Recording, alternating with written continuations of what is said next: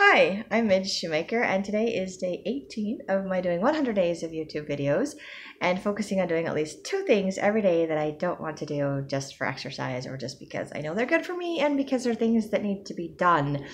And yeah, so day 18, 82 days to go. Still doing my countdown, I don't care. I have to say, I think today it was a little bit easier. I don't know why. It just was a little bit easier.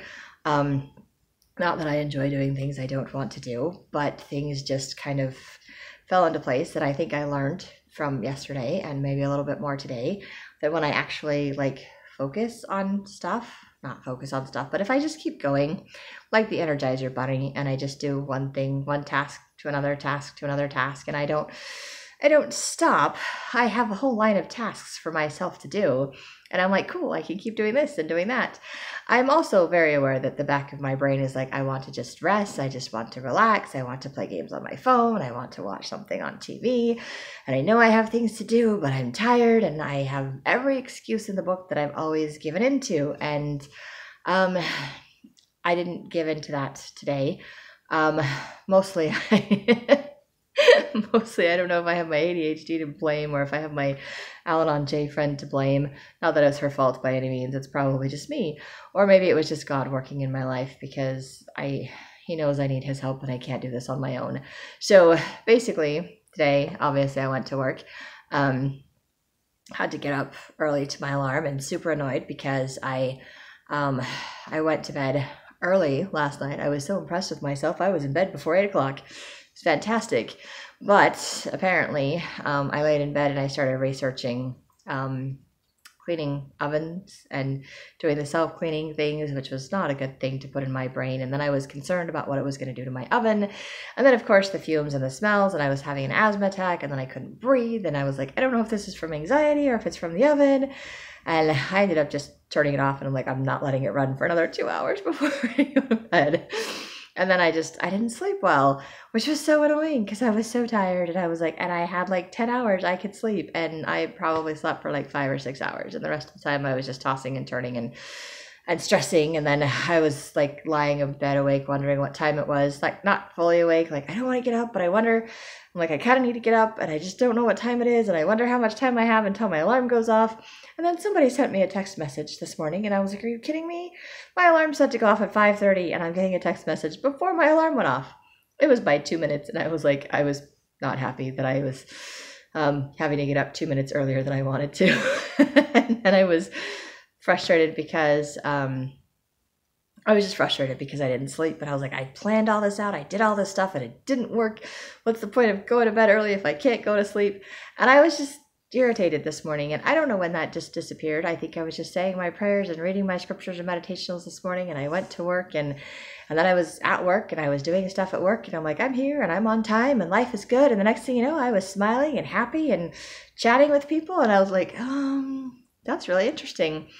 Because I usually don't let go of my ornery moods that quickly, especially if I wake up in an ornery mood and I'm just frustrated and irritated. I get frustrated and irritated all day long. So I don't usually just let go of that. And today I just let go of that. So I just have to point that out to myself and to anybody watching these videos. I'm like, something changed, something shifted. I don't know what it was.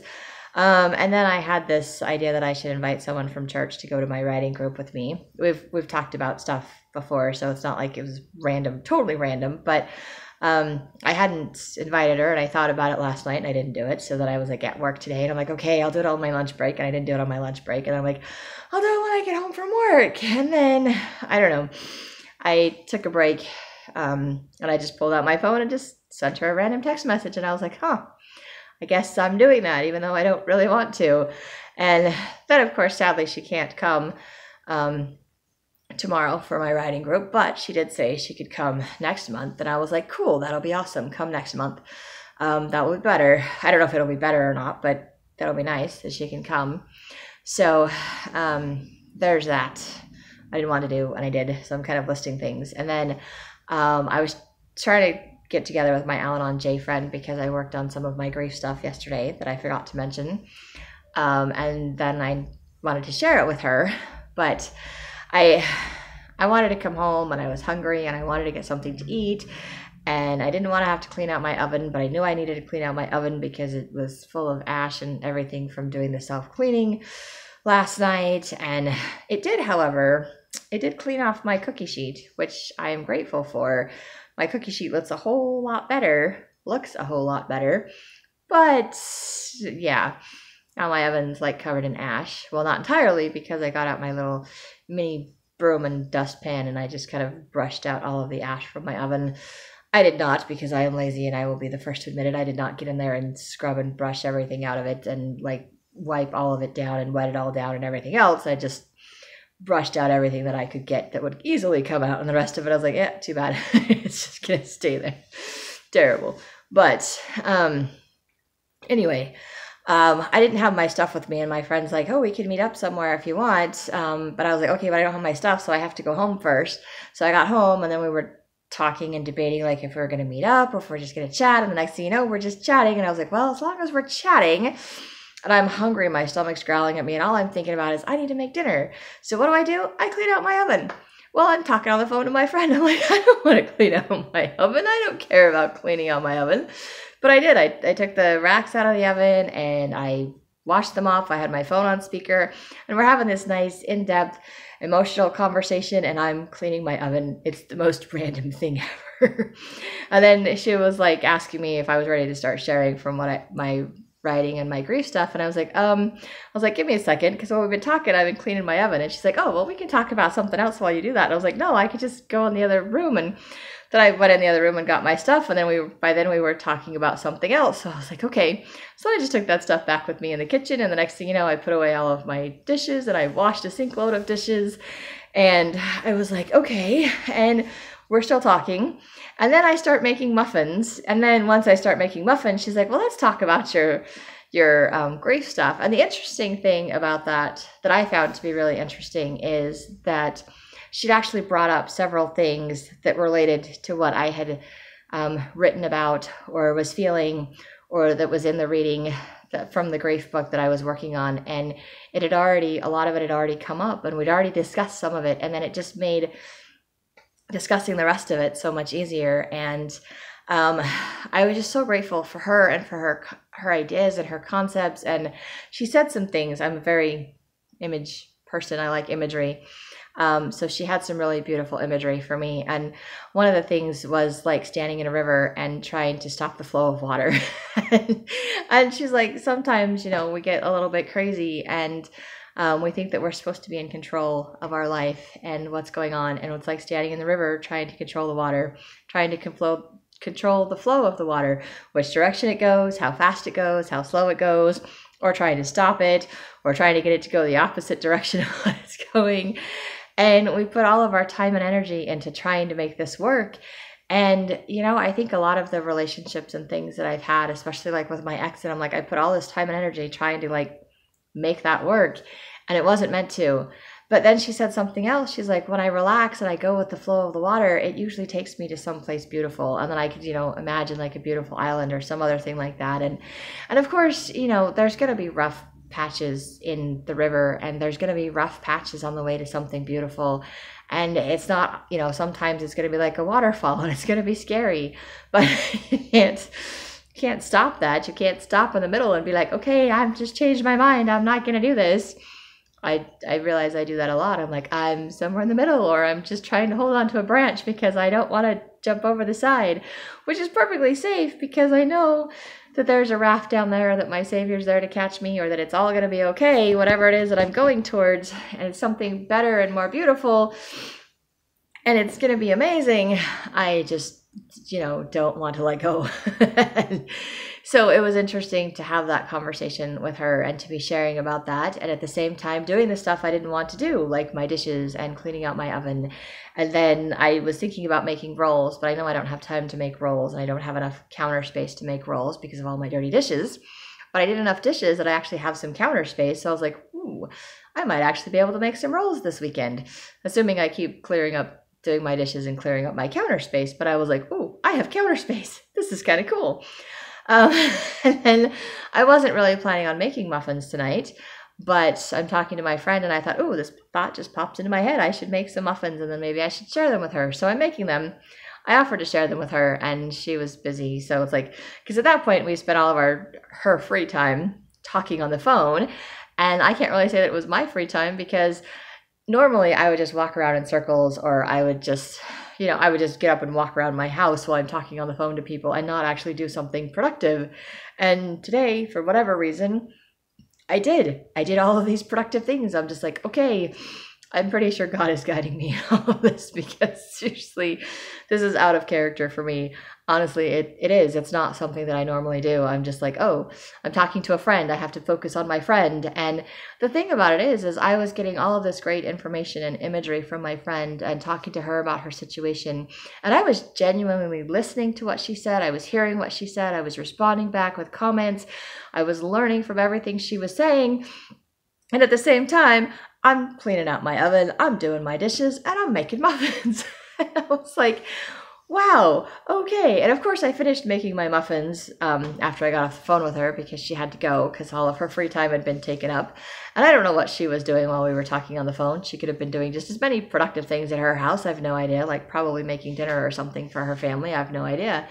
And then I decided at that point that was still very, very hungry and that I really needed to make dinner. And of course I was chopping up almonds so I could put into my muffins. And so then I ate some of the almonds just so I'd have something in my tummy. And of course, like a little kid, I licked the wire whisk when I was done mixing it all up. And I licked the spatula too when I was done pouring it into the pans. And then I stuck them in the oven. And then I made dinner.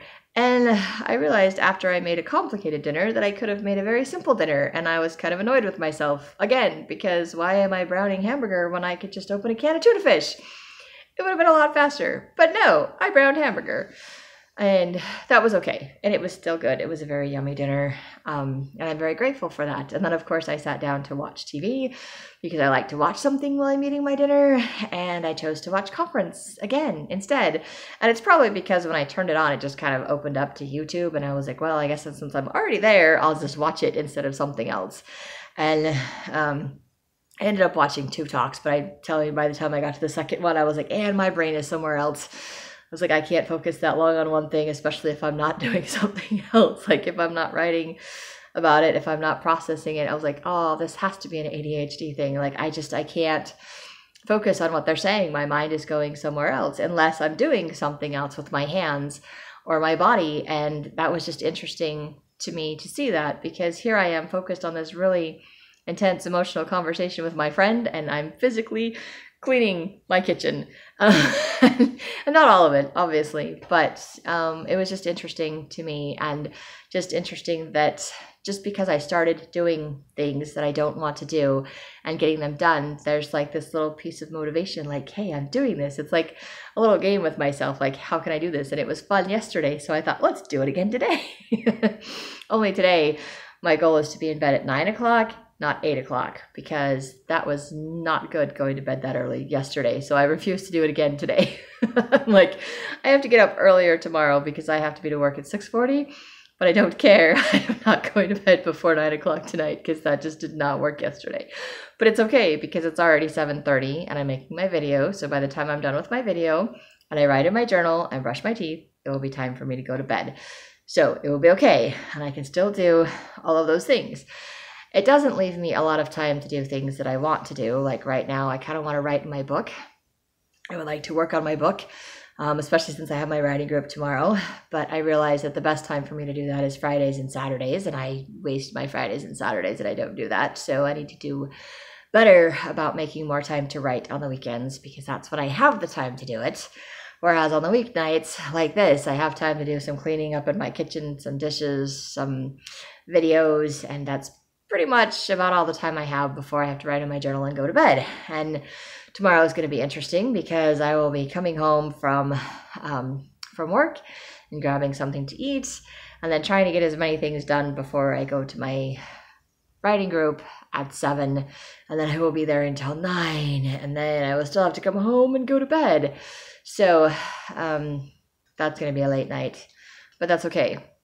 that's okay. I'm used to late nights. I'm not used to going to bed early. I have to train my body and my brain to let myself go to bed earlier, which is something I don't really want to do, but I know it's good for me to do. So again, more things that I get to do that I don't really want to do. But I'm hoping we'll have a positive outcome for me. I'm still hoping these things will have positive outcomes for me. And if nothing else, I have space on my counter that I did not have before. So when I had food on the stove, I actually had a place besides my stove that I could put a pan of muffins, because I could just put some hot pads out on the counter and I could put down my muffins on the counter instead of on the stove. So that made me very happy to have space to do that. So that was exciting for me tonight. So it was totally worth doing the stuff I didn't want to do. And I realized I probably would not have done it if I hadn't been spending that time talking to my Al-Anon J friend on the phone. And had I chosen to be like, hey, let's just meet up somewhere, I would have just been focused on the fact that my stomach was hungry and growling. And interestingly enough, I completely forgot that I was hungry when I was talking to her, and then I was cleaning and I was focused on that conversation, and food didn't seem to matter until I got off the phone. And then I was like, oh, I'm hungry. I haven't had anything since lunch, which was like at noon. So yeah, I need to do better at taking snacks to work for me to eat too. So, but now I have muffins I can take to work tomorrow. So yay, yummy, yummy muffins. Oh, and they turned out so yummy. This time I put a lot more milk in them than I did the last time, so they're not dry. They're nice and moist. And it's that dark chocolate, so you get that bitter, dark chocolate taste. It's so yummy. I love it. Anyway, I'm very grateful I decided to do that, which again was not something on my to-do list for today, and it wasn't something I planned to do, but I did it anyway. And I think just cleaning up my kitchen and doing things like that gets me more motivated to do things I enjoy doing, like making muffins. And I just have more fun, and I'm happier because things are getting done and I'm not weighing me down. So I think it's making me lighter doing all of these things, which makes me happy, which is kind of motivation to keep doing them. But it doesn't necessarily make it easier. It doesn't. And I still have the ideas in my head that I still want to play on my phone and I still want to watch TV. But I know if I do that, I won't be in bed at 9 o'clock. So I do have to fight the urges to do other things. And I don't like doing that. And I don't like giving up watching shows on television. I don't like giving up playing games on my phone or doing puzzles on my phone, because I enjoy doing those things. And I find them to be relaxing and unwinding, and just kind of helps me to just, block out everything else in my life. And I enjoy that. But I know that it's good for me to give those things up in lieu of things that are better. So it was better to talk to my friend. It's better to make my video. It's better to write in my journal. It's better to go to bed at night. It's better, to clean my kitchen. Other things I don't necessarily want to do, but I'm doing them. But it is a thing where I have to give up something in order to do something, because I have a limited amount of time. There's only one of me. And yes, I would love to be a perfect world where I can do all the things I want to do and still get all the stuff done that I need to get done. And it doesn't quite work that way. So it's a challenge for me to give up the things I'm used to doing in lieu of stuff that I don't want to do that still needs to get done. So I'm still doing that. And that's another thing. I don't want to give up my stuff, but I'm giving it up in little increments and making little changes. And it's, it's paying off, I think, because I just feel happier and I feel lighter.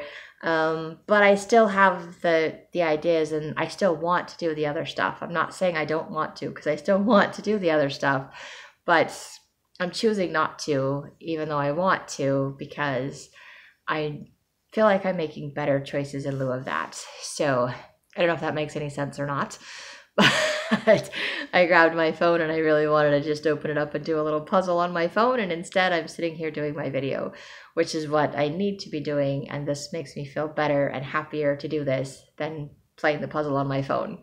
But talking about the puzzle on my phone makes me want to do it. So it's crazy.